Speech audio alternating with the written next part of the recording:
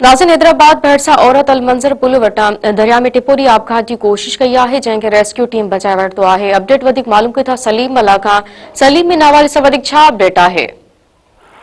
जी बिल्कुल, ही अलमंज़र पुल जामशोरो वटि हिकिड़ो इंतहाई अफ़सोसनाक वाक़ियो पेश आयो आहे। हिकु औरत पंहिंजे ॿारनि समेत पुल ते पहुती आहे। इतला त जेको आहे जे मुताबिक़ हीअ जेका औरत आहे उहा ख़ुदकुशी करण आई हुई। इतला मिलण खां पोइ रेस्क्यू 1112 जी जेका टीम आहे उहा हुते पहुती आहे। इन जेको आहे उनखे औरत खे टपो ॾियण खां बचायो आहे। हीअ जेका औरत आहे उनजो जेको नालो आहे उहो मुनवर नूनारी ॿुधाए पियो वञे। हीअ जामशोरी जी रहवासी आहे। हिन जो चवणु आहे त मुड़ुस हिनखे तशदुद जो निशानो बनाए थो, जंहिं सबबि ही मजबूर थी ऐं हीअ जेको आहे ख़ुदकुशी करण आई हुई।